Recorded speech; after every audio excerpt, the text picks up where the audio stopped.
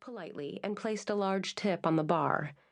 It was no mystery why he looked rumpled that evening. Not only had Rusty poured him half a dozen Sam Adams summer ales in the span of 2 hours, but Ash was a proud papa of a baby not yet sleeping through the night and was long overdue for a boys' night out. His wife, Rowan, had no complaints. In fact, she'd coordinated her father's birthday outing.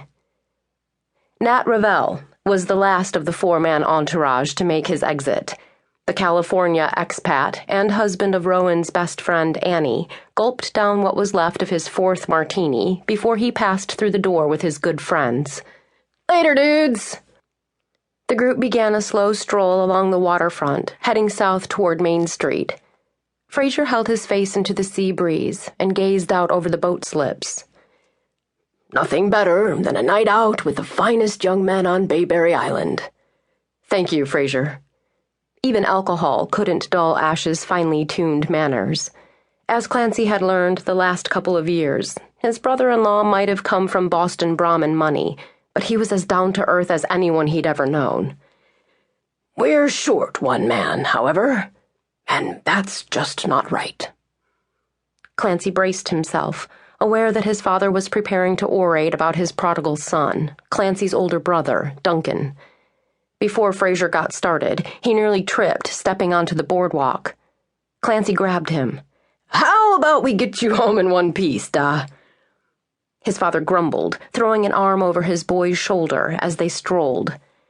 "Now, let me tell you how things were back in the days of old Rutherford Flynn, my great-grandfather, the brilliant immigrant entrepreneur who first tamed this wild and stormy island."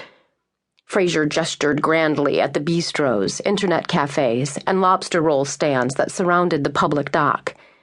"Now, mind you, this was way before there were planes and diesel ferry boats and frozen custard on a damn stick. Did you know that the men of Bayberry Island lived and worked as a single unit? By God, they were together on the fishing boats all day and in the pub together at night.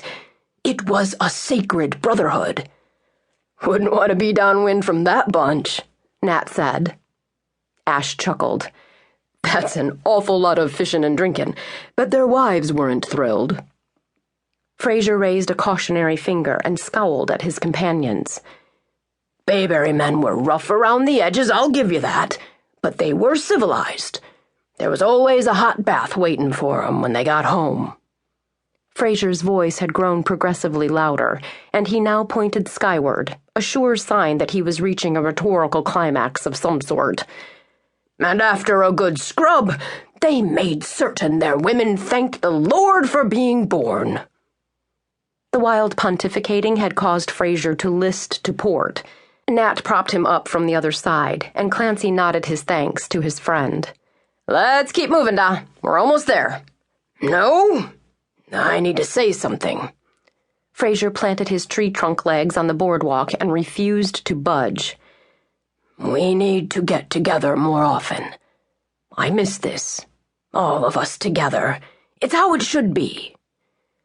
Ash patted his father-in-law on the back. "We see you nearly every day, Fraser, and since your official birthday party isn't for another week, there's plenty more celebrating to come." "Aw, hell, Ash, you know what I mean." Fraser sniffed as his gaze followed the movement of wispy night clouds. "Duncan should be here. He might be a Navy SEAL, but he is also one of us. A son of this island. My son." The group remained quiet for a moment, the younger men exchanging glances. Eventually, Clancy cleared his throat. "Duncan's not ready for a pub crawl, Da. He'll be home as soon as he's discharged for outpatient therapy." "Nonsense." Fraser leveled his gaze, his cheeks red from the alcohol and the oncoming rush of sentiment. "That boy is strong as a bull shark, and one day real soon he'll be healthy enough to get himself shipped out to some far corner of the world, the way he always does. Damn it, we all know why Duncan didn't come home in time for my birthday. For the last 16 years, that boy's only come home a few days each year, always during festival week, and never a day more. His absence tonight has nothing to do with his injuries."